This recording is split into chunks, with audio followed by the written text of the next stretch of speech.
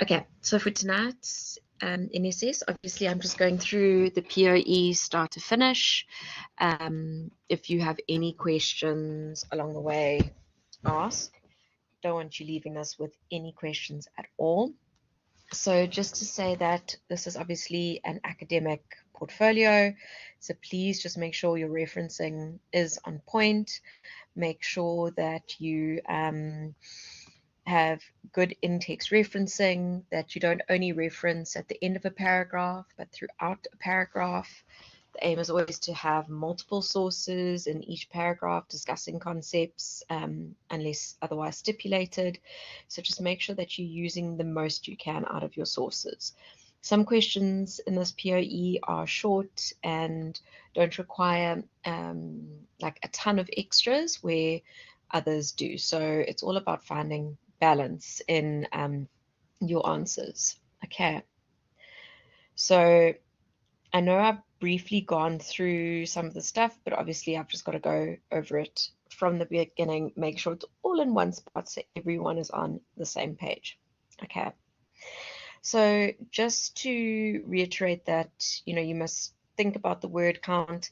I do allow for a 10% leeway. So if it says it's a 500 word thing, if you're 50 words over, I'm not going to mark you down, or, like it says, ignore to suit the word count and what have you. So just try not go overboard, because obviously there's a reason for those word counts. We also don't want to be marking things that are like 20 pages long when it only asked for half a page. So it's just about that balance. All right. It says in your response to each part should be a minimum of 5 sources, and that includes your prescribed material. For one of the questions, there's going to be some wiggle room on that, because it's a very short question. So to get 5 sources into it is very tricky, but the others, getting 5 sources is actually quite quick. Okay. You're welcome to use subheadings if they help you. If you feel they add to your writing, then go for it. If you feel that it breaks up your writing and you end up writing stuff that, like, your flow is broken and what have you, then rather leave out the headings. To me, it's always should just be about what works best for you and your style of writing. So I know for me, subheadings don't work. I always find that subheadings break what I'm trying to say. But for others, they love them and they work well. So like I say, it's purely up to you and what you feel works best with your academic writing. Okay. So let's have a look at question 1. All right. So this is the one on the SABC. All right. Which I know I went through in the last session, but just want to go through it again. Okay. So I'm just getting everything organized. Okay, it says the production of culture is organized into visual, verbal, non-verbal, and or sensory codes. These codes then find expression in the form of texts, such as television programs, film, newspaper articles, poems, music, lyrics, and so on. We each interpret these texts or discourses differently, because as individuals we are unique due to the variables such as race, language, age, social class, gender, attitudes, and values. Okay, I'm just going to highlight that because that's something we can use for our POE. All right. So with that in mind, the fact that we are different, and remember we discussed in our previous lectures with regards to culture and looking at various cultures and highlighting differences as well as similarities, and those being seen as good, that difference is good, but it also means that we have to think about the bigger picture. We've got to think about how we deal with topics and stuff to make sure that genders are included and that no one is shown in a negative light unnecessarily. Okay.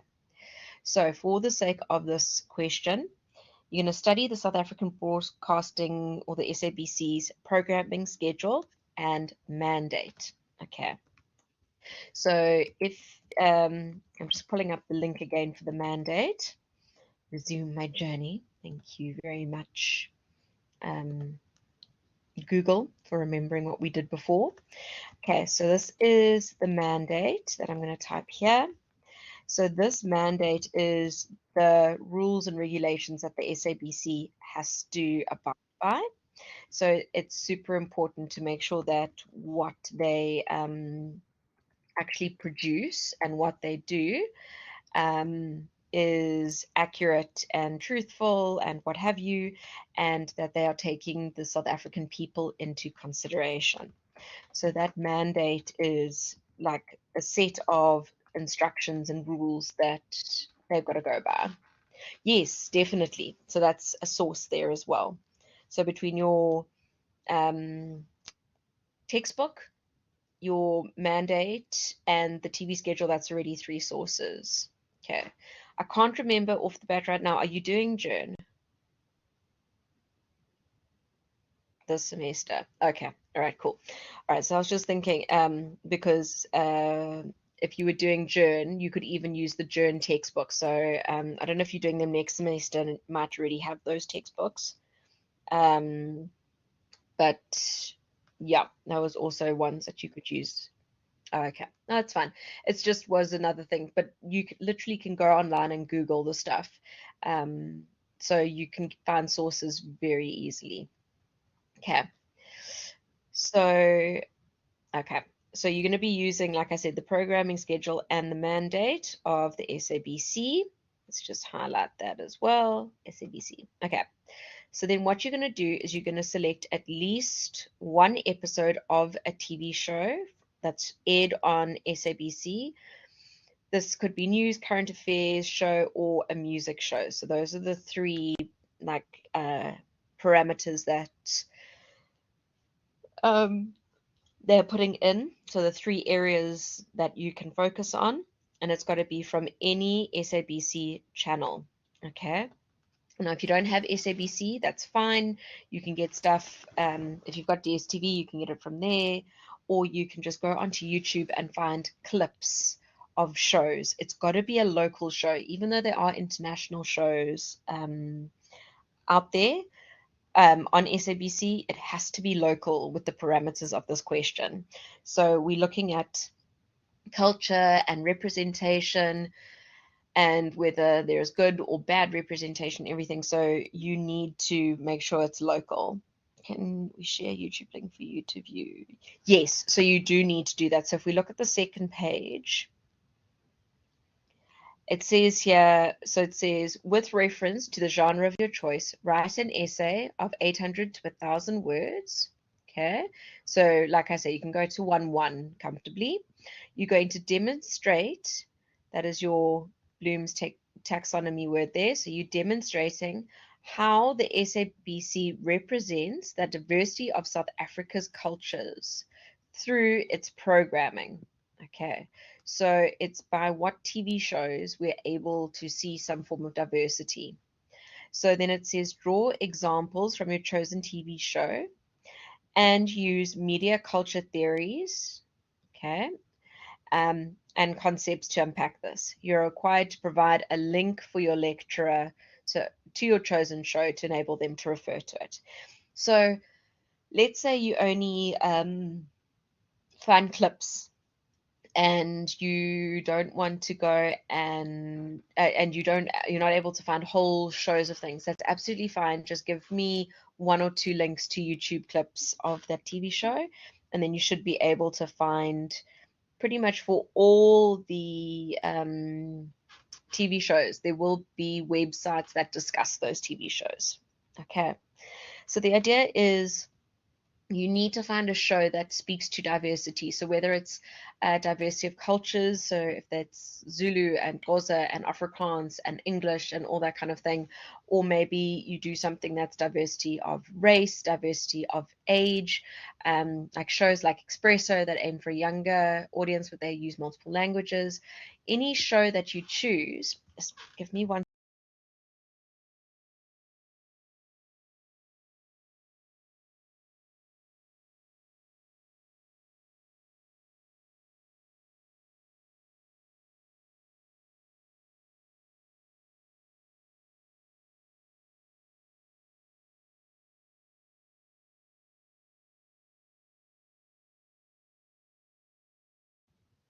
Sorry about that. I just didn't want to cough in your ear. So you just are looking at diversity. So in the mandate, it speaks to how the SABC need to actually make sure that all different groups are incorporated and represented within the scheduling program. So this particular question needs to focus on how the SABC is doing that, and that is done through the application of your chosen TV show. So please don't try and find whole episodes and what have you. We worked out last year it was near impossible to do that. So just being able to find a show where you can get a couple of short clips of it where it highlights diversity with like different languages or different cultural groups or whatever it may be, or different ages and what have you as listed earlier, then that's absolutely fine.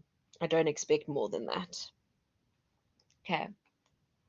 Right. Any other questions with part one?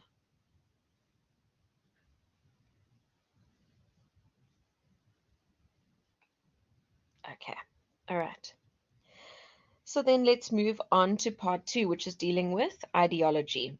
All right. So it says when we use the concept of ideology, whether as our own everyday discussion or in the social science, we encounter a concept that is elusive and has different uses and shades of meaning.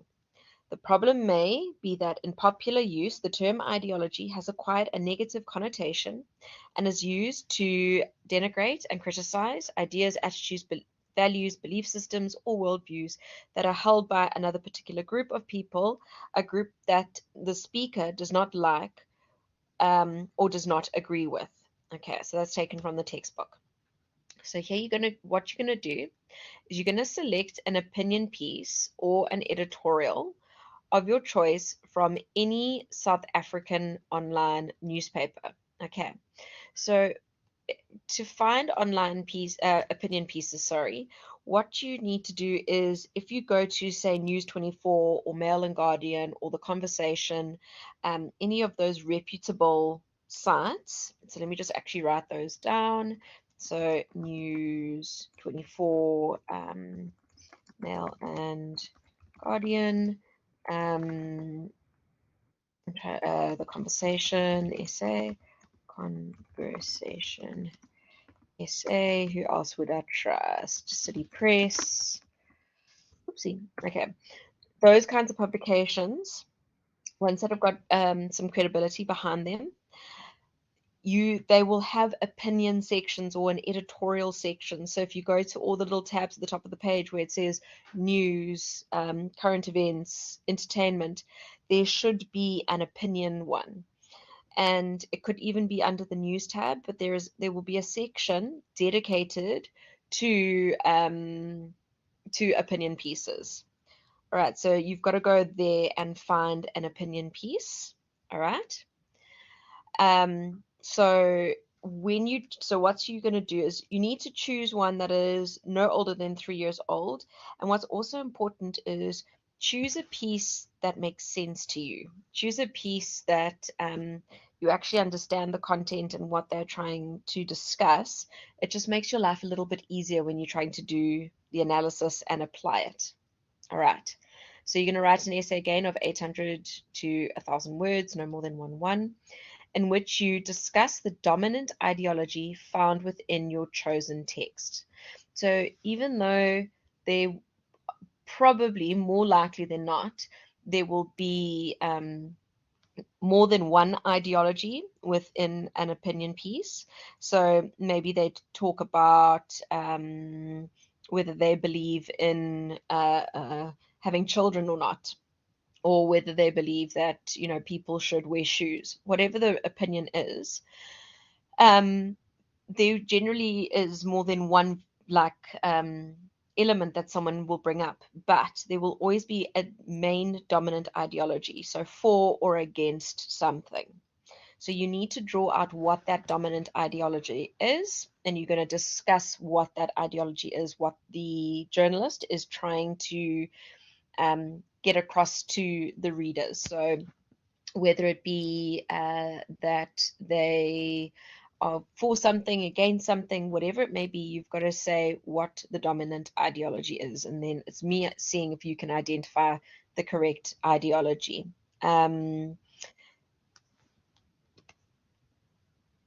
Yes, so you need the theory of yeah, so you'd give the theory, apply, theory, apply. Yes. So first state what an ideology is, what it's all about, and what a dominant ideology is in terms of swaying public opinion and what have you, and then apply it to your chosen article. And if I can just ask if you can put the link to your article at the top of the page, not at the end, because when I'm marking, what happens is it at the top of the page, it will come up with it will come obviously up at the top first. It means I can click on it, open it up, look over that story, and then read your piece or read your essay. So it just works out a bit easier if you put it at the start. Thank you. Okay. So once you've discussed the dominant ideology, you're going to discuss which theory of ideology can be used to analyze this text. Okay. So are you is it the like what aspect of the theories with regards to ideology are you looking at here? So is it looking at different perceptions on a particular topic or a particular stance? Are we looking at hegemony? Are we looking at now it's all the British cultural studies? Which of the theories are applicable for this particular article that you are using and that you are analyzing? Okay, so you have to go and work that out and decide if it's so maybe yours uses this article uses a more neo-Marxist approach, or maybe it goes with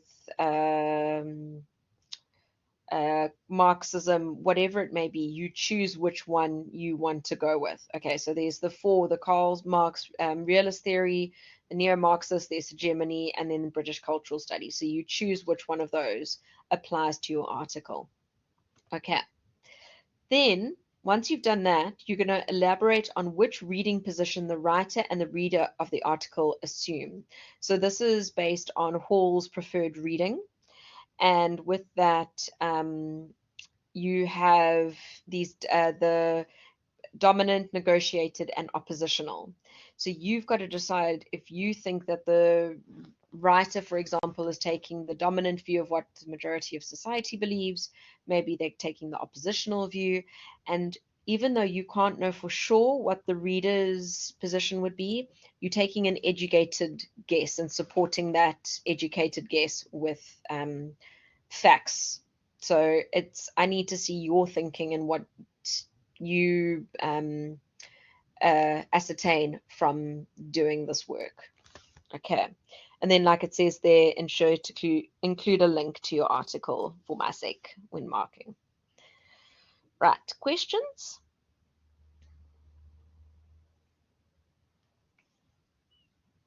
Okay.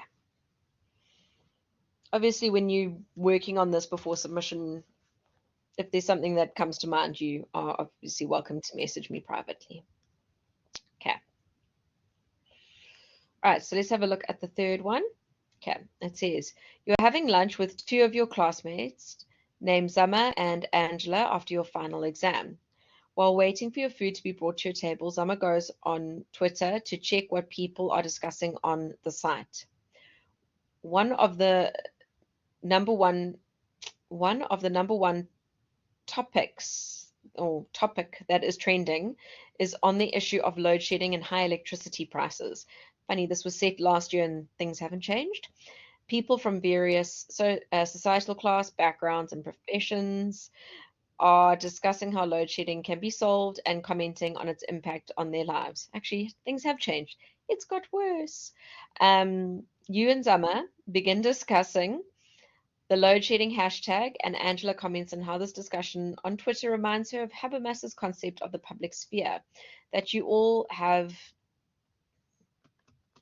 studied in your media studies module. She further goes on to assert that, to her, Twitter is a modern-day public sphere as it creates a forum for critical debates. Summer argues that for her, Twitter represents a decline of the public sphere, as it is not a forum for critical and rational debate, but more an instrument for the manipulation of public discourse and narrative by influencers and political elites. Okay. I just remember I said earlier that you might not be able to get to 5 sources for one, but I remembered that now that they changed, they took that question out the paper because of how short it was. So getting to your 5 sources for each is actually attainable and is pretty easy to do. Okay, so you've got to aim for those 5 sources per essay. Okay, so let's have a look at what you're actually going to do with this.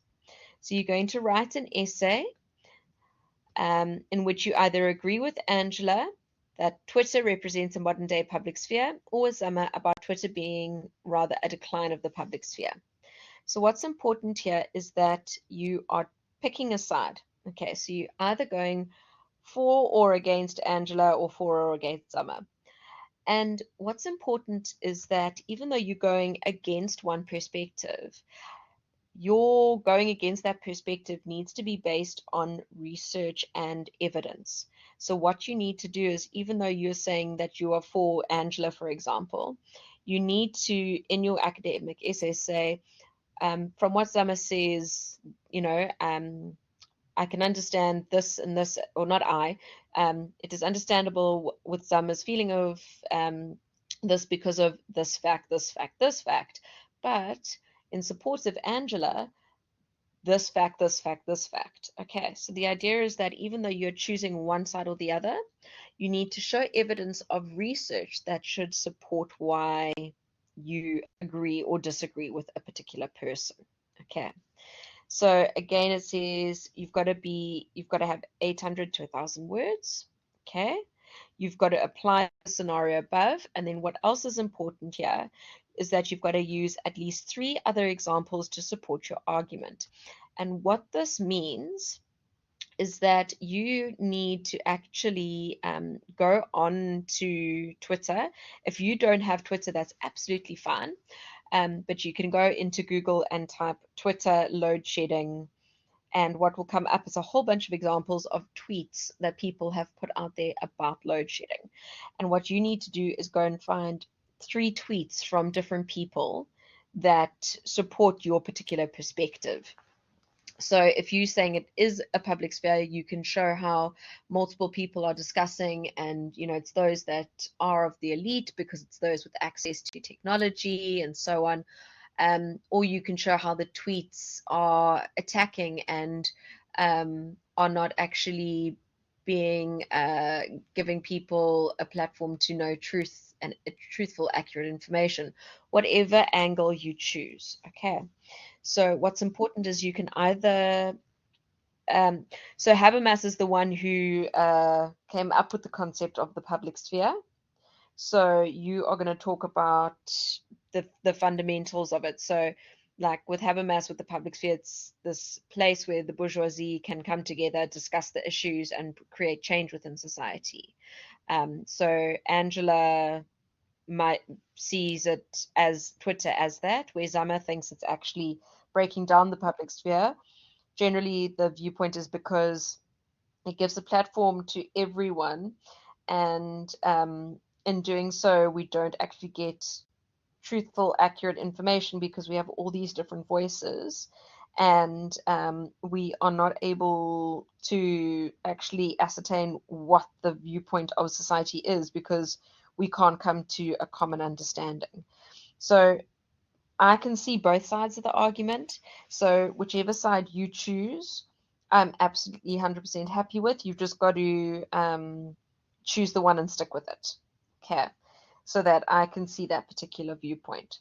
And then for the 3 examples, you can either do screenshots of the actual tweets, which you can pull up on Google, or you're going to just reference it in your Harvard referencing guide. You'll see there's an example of how to quote a tweet.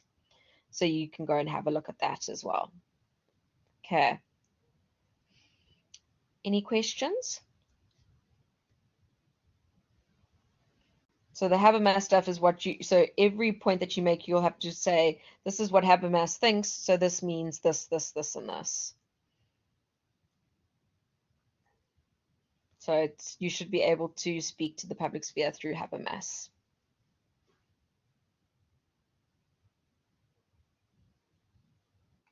Okay. So if you use screenshots, how you've got to do it is that you'll put it in and then you'll list it as a figure. So you'll say you'll say figure one, screenshot of a tweet by at whoever, and in brackets you'll say Twitter 2023 or 2021 or whatever it may be. So you reference it like an in-text reference, all right, with the title of it. You'll also see in the guide how to reference an image. So it would take this, a screenshot takes the same referencing as an image. And then what's important is if you do embed images or screenshots, is that you need to refer to them in the essay. So let's say you put the screenshot in of the tweet. You'll need to say, in the tweet above, we can see X, Y, and Z. And then you can then refer to it later and say, through figure one's representation of this person's view of load shedding. So you have to refer to it. You can't just put it in there and not refer to it.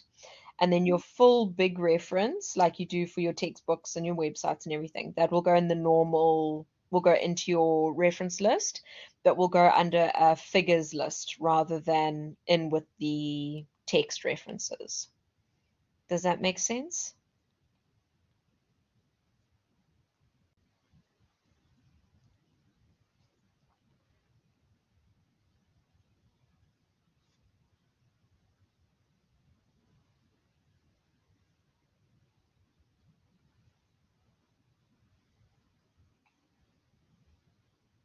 Yes.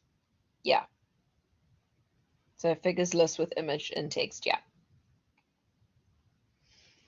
Perfect. All right.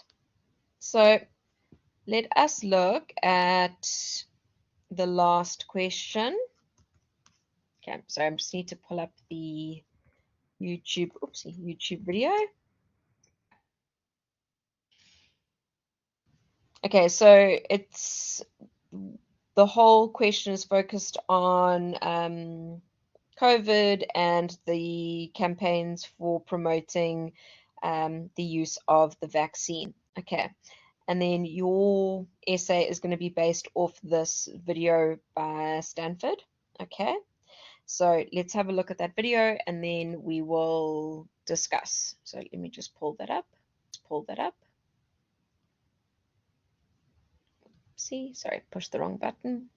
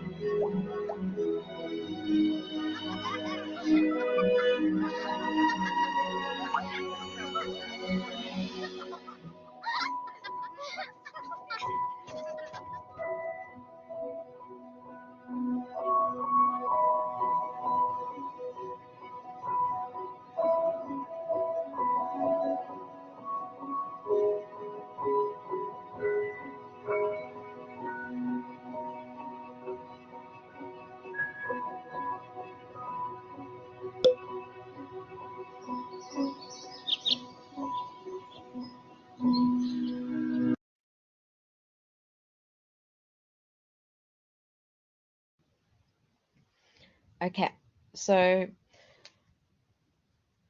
when we look at this video, obviously what they're trying to promote is people getting the vaccine so that, you know, we could all be back together again. Obviously, when we didn't know how things would pan out post vaccine and what have you. Um, but it's all about the message that they were trying, that the global message of trying to promote people getting the vaccine to ensure our own safety and stopping the spread of corona. So it doesn't matter whether you pro or anti vaccination on this, we're just looking at it from an academic perspective and the media's effect. All right. So again, you're going to write an 800 to 1,000 word essay in which you discuss the media's effects on society during the coronavirus pandemic. Okay. So it's very much looking at how the media impacted us during COVID. So not about just us, you know, communicating with each other and what have you, but how the media directly influenced us.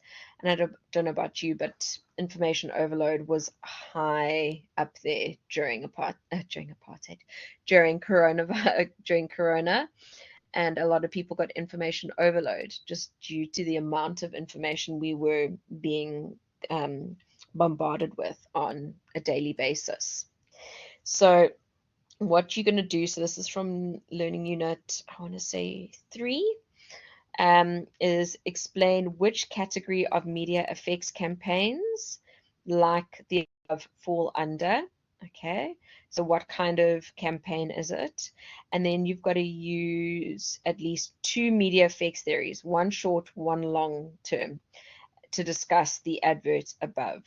So let me just check if I'm correct. I think this is learning unit 3 and 4. Yeah, so the media effects theories are from learning unit 3. So we've got our short-term theories, which include our hypodermic needle, two-step flow theory, and uses and gratifications theory. And then when we look at our long-term theories, we've got the accumulation theory, diffusion of innovation, modeling, social expectation, meaning construction, stereotype, agenda setting, framing, and spiral of silence. And for this particular section, you're just going to choose one of each. Okay, so for long-term theory, we get quite a big selection to choose from, but with our short-term theories, there's only the 3. Okay, so you're going to be choosing those particular theories, and then what category of media effects this advert falls into. So what are they trying to do? So are they trying to coerce, persuade, motivate? What are they trying to do? What is this video trying to achieve by releasing this out to the public? Okay. So what's important for this? Sorry, I pushed the next button by mistake. So just what is important here is making sure that you speak to media's impact in terms of local as well as international, because obviously we had access to local and international media. And what is also important for this one is just making sure you focus on the media and how it affected society at large. So you don't bring in yourself or any personal perspective. You have got to focus on society as a whole. All right. Does that make sense? Do you have any questions?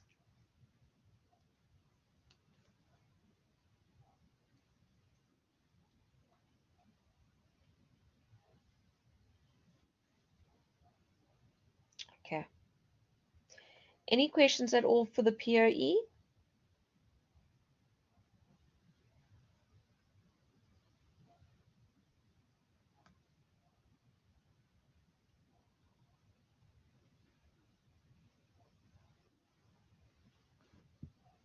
Okay.